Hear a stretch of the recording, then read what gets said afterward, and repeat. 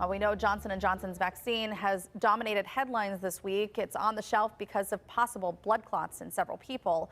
It's still being investigated, as we know, but we know that there are 6 clot cases in the U.S. out of close to 7 million who have gotten that vaccine.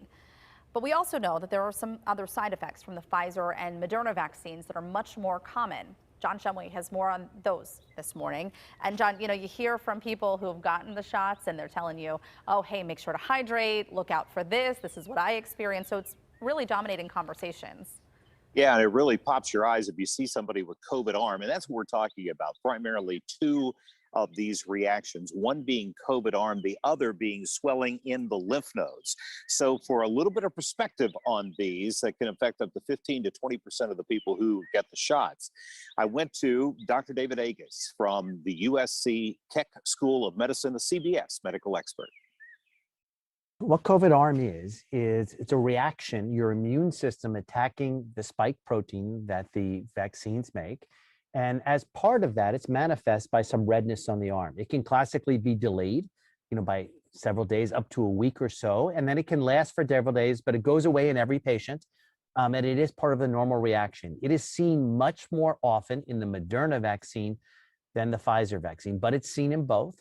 And again, it's transient. It is, to me, it's kind of a visual manifestation. That vaccine is working.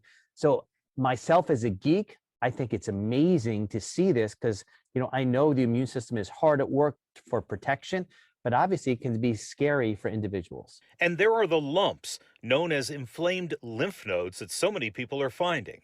That can be a little intimidating. No question about it. Is that, when the vaccine is there, your immune cells travel by a highway called the lymphatics, and then they get together in big parking garages called lymph nodes.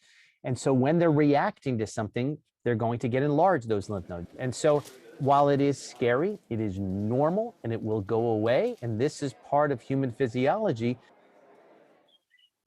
Yeah, and he says, don't be surprised if that swelling in the lymph nodes sticks with you for a while. It could be a week, maybe even a couple of weeks. After that, you might want to consult your doctor about it.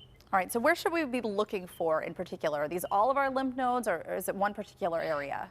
No, it is in one particular area. Generally speaking, we're talking about the underarm, the armpit area on the side where you got the vaccine. And because it is so close to the breast, there is a kind of an alert out there for women who are scheduled to have a mammogram. Okay. If you're going ahead with the mammogram, make sure you tell your doctor you've had the vaccine and where it was, because it could show up as a false negative or a false positive on the mammogram.